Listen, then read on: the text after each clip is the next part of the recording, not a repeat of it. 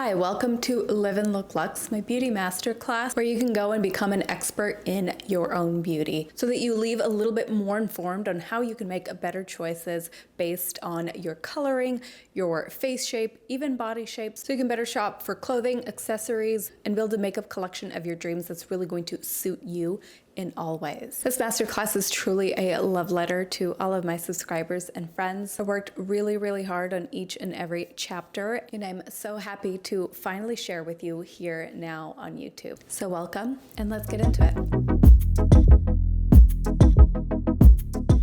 Hi, welcome to Chapter 6, Building Your Signature Makeup Look. So by now you know your skin type and skin tone, you know your face shape. So now let's get into the fun stuff. I'm going to go over each area of the face to give you kind of like a more basic understanding, what treatments and procedures that you can do to enhance that area, but also how to treat each area based on your skin tone, skin coloring, and your face shape. So we'll be going over foundation, concealer, blush, bronzer, full care of the lashes, brows, and of course, setting powders and setting sprays.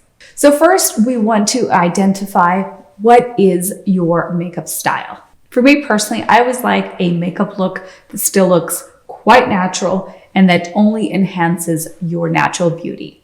That's what I prefer on myself. That's what I prefer to see on others, but that is my take on makeup. Now for you, if you're like, I'm all about highlighting the eyes, I like having very defined eyes with everyday liner, or maybe you're a lipstick girl and you love wearing bright, beautiful, vibrant colors, it's nice to kind of focus on one area of the face that you really want to make shine. For me, it's all about the skin, I like a bronzy glow and just even skin tone. The second I get my base done, I feel more myself. A little shadow, some mascara, and of course, a beautiful nude lip I love. But the most important thing for me is skin. Try to identify for you what that is. Is it having super bold brows? Is it having beautiful winged liner every day? Is it skin or a bold lip? From there, of course, you can start looking up styles that encompass that signature feature that you're trying to enhance. Right now, one of the biggest trends is just beautiful, glowy skin that almost looks like there's no foundation. You can still see freckles and still see the natural skin, even though this is totally enhanced. And then a bold, bushy brow. Rather than having a perfectly sculpted brow and an intense smoky eye, I feel like that's what was more in a couple of years ago. So to me, this is focusing on skin, which is my favorite. And the only accessory really is the brow. And because the brow is still a very neutral thing, it almost doesn't look like you're really highlighting a feature, and it just gives this very effortless, natural, glowy look. Now, one piece of advice I'm sure that I've said throughout this course already, do not follow a trend to a T. Adapt parts of it so that it fits your style and your look. You want to be wearing this style and the trend, not it wearing you. So now let's go through each area of the face. I will be including a downloadable PDF with a complete list of options that are perfect for each color group. So I'm going to be putting together a list of a good foundation, a good concealer, a good bronzer, and a good lip product, including the specific brand for each skin tone. So I'll be making a list for my warm skin tones, my neutrals, and my cool skin tones. So after you finish this chapter, you will basically have a shopping list that is specially curated for your coloring. All right, now let's get into the specific face features. So let's start with skin. That's personally how I like to start doing makeup. A lot of people prefer to do eyes, especially if they're doing a lot of color because of the fallout of the product. I personally cannot envision what shadow looks great until my base is down. To me, that's the correct order of doing things so that the face all looks like it's one piece of art. So now that you know your skin type, you should have a great skincare routine. So always start with that. And then you can start applying a primer and then your foundation. Primer is essential not only to keep your makeup in place, but it also creates a barrier between your skincare and the makeup. I had so much more clogged pores before I started wearing a primer every day underneath my makeup. It's also going to give you a more flawless finish. You of course want to get a foundation that blends and matches your natural skin tone beautifully and naturally. Then over that, if you have darker under eye circles, if you have any blemishes or any spots that need additional coverage, you're going to go in with your concealer. Your concealer, you want it to be about 1 to 2 shades lighter than the foundation. For under the eyes, you really want to brighten that area. So 1 to 2 levels brighter than the foundation is essential. Then at this point, I like to set the face. I like to use a good setting powder. If you are an oily skin type, you will absolutely need and want this step. If you're more on the dry skin side, I still recommend setting your makeup. You can use something that is more fine milled and one that has maybe a slightly more dewy finish. Then I like to go in with bronzer. This is my favorite part. I feel like this is what brings life back to the face. And of course, given the fact that you know your face shape already, you can strategically place the bronzer in ways to enhance your cheeks, to minimize them. You can carve out a more sculpted jawline. You can do this with a contour stick. I do this for my more elaborate makeup days. And for days that I just want to put on some bronzer, I apply it on the cheeks just to chisel them out a little bit.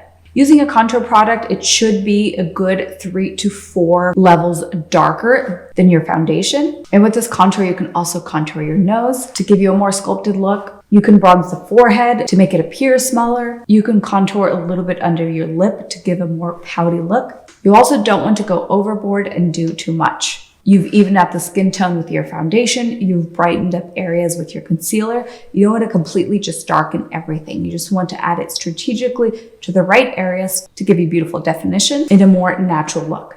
Once you've got your bronzer done, I like to go in with blush, just slightly sitting a little bit above your bronzer. I think just a slight veil of the blush over the bronzer just gives such a natural kind of sun-kissed cheek that it just looks like it's coming from within.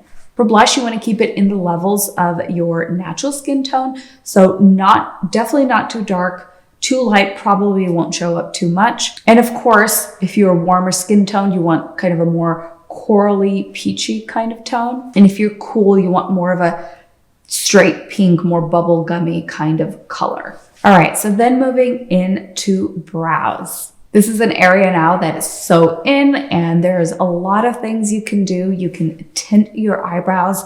That means to darken them, to further enhance them.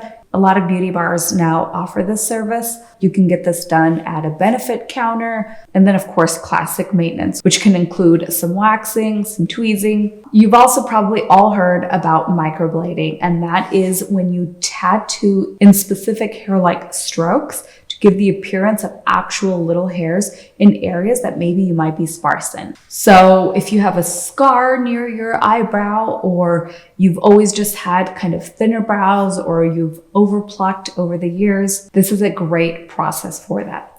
The only thing I've ever had against doing anything permanent to the face is that trends change, but because the hair-like strokes are so fine, they actually will fade within about 5 years. This to me totally made the process more appealing, so I definitely recommend it if you spend a ton of time filling in your brows daily and you kind of just want to wake up with more beautiful, filled in, sculpted brows. Something that's slightly newer is brow lamination, and that is essentially a straightening perm treatment done on your brow hairs. And so what that does is it trains the hair to kind of be a lot more flexible, so you can brush them up and get that more fluffy brow look. There are even kits online where you can buy them and do it yourself. It takes about half an hour. These are all treatments that you should look into if you hadn't heard of them yet, and if you're looking to kind of amp up your brow game a little bit. And then of course, also you can fill your brows with a good pomade or a good brow pencil. I'll of course include my favorites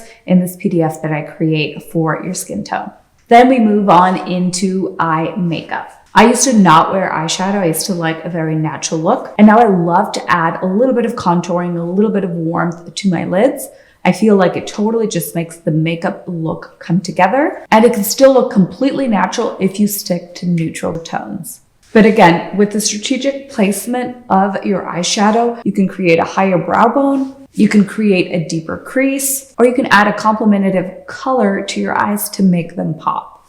When I'm in a hurry, I like to just use the same color I used for bronzer. Kind of just ties everything together, and it's kind of a lazy girl hack when you're traveling. But of course, really sticking to a palette that's within your color range is essential.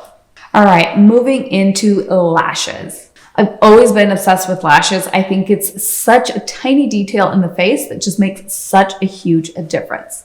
So we all know you can get lash extensions. You can do a lash strip at home. So lash extensions is the process of gluing individual little lash hairs to your existing lashes. This is a great beauty treatment if you're going on a trip. It's just amazing to wake up with beautiful lashes. You can go swimming in them, but they are a little bit more high maintenance and a little bit more costly. You can achieve the same look with a lash strip, and that's just by gluing the lashes on at home with every time that you do your makeup. These unfortunately are just temporary, so you'll have to remove them at night when you wash your face.